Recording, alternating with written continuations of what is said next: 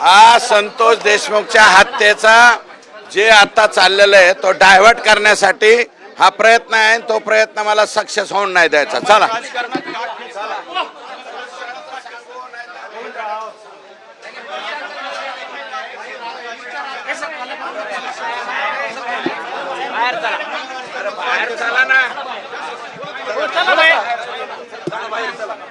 Yes yes.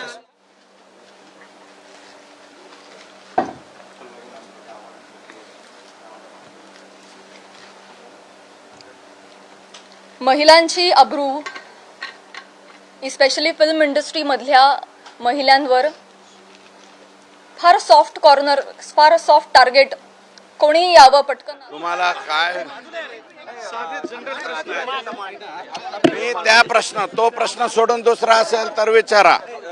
तो प्रश्न असेल. त्यांचं म्हणणं आहे की मी सुरेश दास यांचा सुरुवातीलाच निषेध करते, कारण इव्हेंट मॅनेजमेंटच्या मुद्द्यावर बोलताना ते घसरले. हे पहा, मी कुठेही काल घसरलेलो नाही, काही नाही. आणि त्यांनी माझा निषेध केला आहे.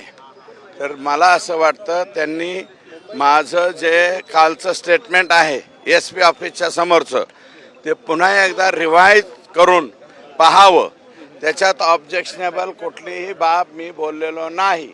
आणि हा संतोष देशमुख यांच्या हत्येपासून हे डायव्हर्ट करण्याचा प्रकार आहे. इथून पुढं तुम्ही तो प्रश्न विचारू नका. माझ्या ठाई प्राजक्ता माळी हा विषय संपलेला आहे. जय हिंद, जय महाराष्ट्र. हे पहा, त्यांचा गैरसमज जे आहे तो त्यांनी दूर करून घ्यावा. त्यांनी रिवाइंड पाहावं. आणि राजकारणामध्ये त्यांना खेचण्याचं वगैरे काही संबंध नाही. त्या काय माझ्या दुश्मन नाही. माझी त्यांची नीटनाटकी ओळखही नाही बरं का. आणि मी फक्त त्यांचा महाराष्ट्राची हास्य जत्रा का काय तो कार्यक्रम पाहत असतो, तेवढ्यापुरतं. जर त्यांनी माझा निषेध केला असेल तर मी त्यांचा निषेध म्हणून हास्य जत्रा बघायचं बंद करतो.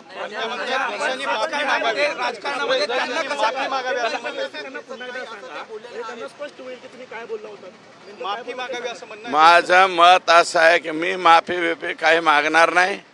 आणि हा विषय कृपया इलेक्ट्रॉनिक मीडियाला हात जोडून पाया पडून विनंती आहे. संतोष देशमुखच्या खुनाचा जो प्रकार झालेला आहे अतिशय निर्घृणपणे, अमानवी आणि अतिशय चुकीच्या पद्धतीने खून केलेला आहे. या खून प्रकरणावरून तुम्ही कोणीकडे बी हिरोईनकडे ढकलू नका. तुम्हाला माझी विनंती आहे. माणूस आमचं गेलंय, ज्याचं जळतंय त्याला कळतंय. लेकरं बाळं बघितलं नाही का तुम्ही? एवढले आता कशाला हे आणलंय तुम्ही? आपण आपला TRP वाढवण्यासाठी